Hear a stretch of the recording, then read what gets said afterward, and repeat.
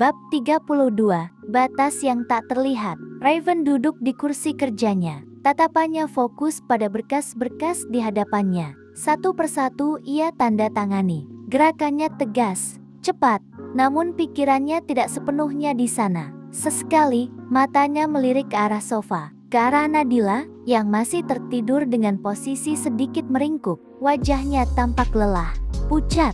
Raven menghela napas pelan. Ada sesuatu yang mengganjal di hatinya, namun ia menahannya, memilih diam, menunggu.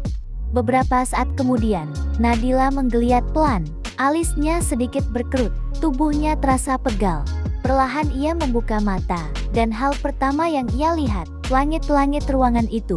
Baru kemudian ia sadar, ia masih berada di kantor Raven. Raven langsung berdiri, mendekat, duduk di sampingnya. "Kau sudah bangun," suaranya rendah, namun lebih lembut dari biasanya. Nadila hanya mengangguk, pelan, tanpa menatapnya. "Ayo kita makan." Ajakan itu terdengar sederhana, namun entah kenapa, terasa berat bagi Nadila. Ia menggeleng. Raven mengernyit. Tanpa banyak bicara, ia meraih tangan Nadila, menggenggamnya. "Kubilang ayo makan, jangan membuat semuanya rumit lagi. Ingat kesehatanmu." Nada suaranya kembali tegas, seperti biasanya. Nadila akhirnya menoleh, menatap Raven, namun tatapannya sendu, kosong. "Aku hanya ingin, tidak memikirkan apapun saat ini." Suaranya lirih. "Hidupku terasa terlalu penuh." Raven terdiam, mendengarkan. "Bisakah rumah tangga kita ini tenang dan normal, seperti pasangan lain?" Kalimat itu keluar dengan susah payah, seolah menahan sesuatu yang lama ia pendam. "Sebelum menikah, aku sudah hidup dengan menahan diri. Di rumahku sendiri, aku merasa sesat." Nadila menunduk, tangannya meremas ujung bajunya. "Aku pikir setelah menikah, aku akan bahagia." Senyum pahit terukir di bibirnya. "Tapi, mungkin tak semudah itu bagiku." Hening. Beberapa detik, Raven menatapnya, dalam, tajam, namun tidak dingin. "Nadila, dari awal aku sudah bilang." Nada suaranya pelan, namun tegas. "Kau harus kuat. Jika menikah denganku, menjadi pendampingku tidak mudah. Akan banyak penghalang, banyak yang akan membencimu." Ia berhenti sejenak, memberi jeda. "Harusnya kau tahu itu sejak awal.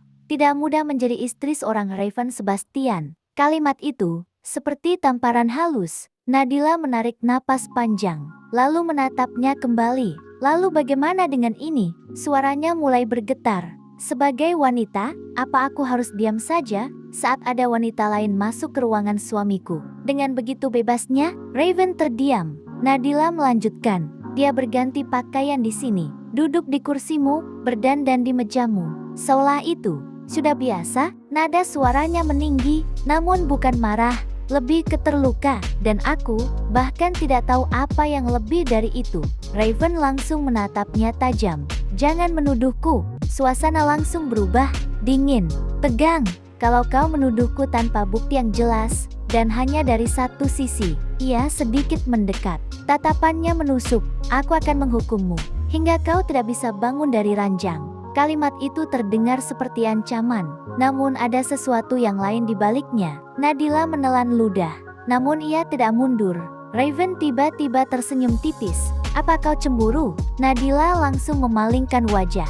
"Tidak, untuk apa aku cemburu pada pria yang setiap hari dikelilingi wanita?" Nada suaranya ketus. "Kalau aku begitu, aku akan sengsara setiap hari." Raven menatapnya beberapa detik, lalu menghela napas pelan. Ia tahu, Nadila cemburu, namun terlalu gengsi untuk mengakuinya. "Apa salahku yang terlalu tampan ini?" Nadila langsung menatapnya tajam. "Ya, bukan salahmu, tapi kau harus menjelaskan siapa wanita itu, dan apa hubungan kalian." Raven terdiam sejenak, lalu akhirnya berkata, "Dia tidak penting." Nadila langsung menggeleng. "Tidak penting bagimu, tapi penting bagiku. Aku ingin mendengarnya darimu." Tatapan mereka bertemu, dan kali ini, Raven tidak menghindar.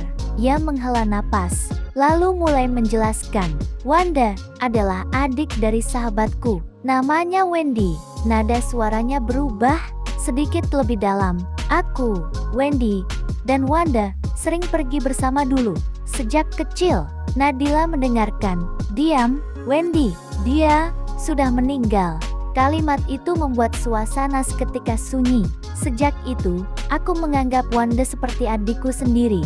Raven menatap Nadila. Tidak lebih, hubungan kami hanya sebatas itu. Ia melanjutkan, kalung itu hanya kenangan kekanak-kanakan dari Wanda. Dia yang membuatnya, aku bahkan sudah lama kehilangan itu. Raven mengerutkan kening. Aku juga tidak tahu kenapa dia bisa membawanya kembali sekarang. Nadila masih diam, namun tatapannya belum sepenuhnya percaya. Wanda memang manja, kadang bertindak sesukanya. Masuk ke ruanganku tanpa izin, itu sudah biasa. Tapi, Raven menegaskan, berganti pakaian di sini, itu tidak pernah terjadi sebelumnya. Aku juga tidak mengerti, kenapa hari ini dia melakukannya. Hening kembali. Beberapa detik, lalu Nadila bertanya pelan, namun tajam, berapa banyak adik angkatmu? Raven hampir tertawa, namun ia menahannya. Hanya Wanda, karena aku dan Wendy sudah seperti saudara. Ia tersenyum tipis,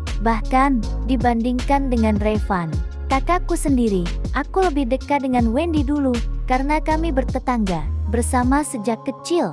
Penjelasan itu terdengar masuk akal, logis, namun entah kenapa hati Nadila masih terasa berat. Seolah ada sesuatu yang belum selesai, sesuatu yang disembunyikan, atau mungkin sesuatu yang belum ia pahami sepenuhnya. Dan tepat saat itu, pintu ruangan tiba-tiba diketuk. Myra masuk dengan wajah sedikit tegang. Tuan Raven, maaf mengganggu. Ada tamu ingin bertemu Anda. Raven mengernyit. Siapa? Tuan Darmawan. Deg, ruangan itu mendadak hening. Nadila langsung menatap Raven. Wajahnya berubah, pucat. Sementara Raven bersikap tenang. Itu ayah mertuaku. Persilahkan masuk. Nadila tak tahu untuk apa ayahnya menemui Raven. Bersambung.